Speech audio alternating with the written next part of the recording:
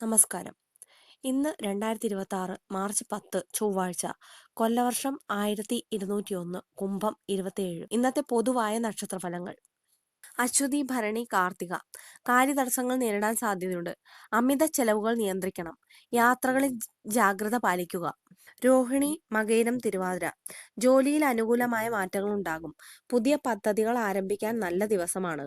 പുണർദം, പൂയം, ആയില്യം. മനസന്തോഷം തരുന്ന വാർത്തകൾ കേൾക്കും. കുടുംബത്തിൽ സമാധാനം നിലനിൽക്കും.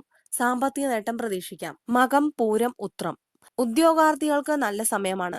തൊഴിലിൽ അംഗീകാരം ലഭിക്കും. പരീക്ഷകളിൽ വിജയം കൈവരിക്കും. അത്തം, ചിത്തിര, ചോതി. സുഹൃത്തുക്കളുടെ സഹായം ലഭിക്കും. പുതിയ വാഹനങ്ങൾ വാങ്ങാനോ വീട് പണി തുടങ്ങാനോ ആഗ്രഹിക്കുന്നവർക്ക് അനുകൂല സമയം. വിശാഖം, അനിഴം, തൃക്കേട്ട. ആരോഗ്യകാര്യങ്ങളിൽ അല്പം ശ്രദ്ധ വേണം. വീഴ്ചകളോ പരിക്കുകളോ പറ്റാതിരിക്കാൻ പ്രത്യേകം ശ്രദ്ധിക്കുക. മൂലം, പൂരാടം, ഉത്രാടം. ഈ നക്ഷത്രക്കാർക്ക് ഇന്ന് സമ്മിശ്ര ഫലങ്ങളായിരിക്കും.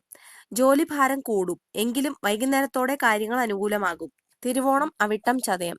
ഭാഗ്യാനുഭവങ്ങൾ ഉണ്ടാകും. മുടങ്ങിപ്പോയ കാര്യങ്ങൾ പുനരാരംഭിക്കാൻ സാധിക്കും. പൂരുരുട്ടാതി, ഉത്രട്ടാതി, രേവതി. കർമ്മരംഗത്ത് നേട്ടങ്ങൾ ഉണ്ടാകും. പഴയ കടബാധ്യതകൾ തീർക്കാൻ അവസരം ലഭിക്കും.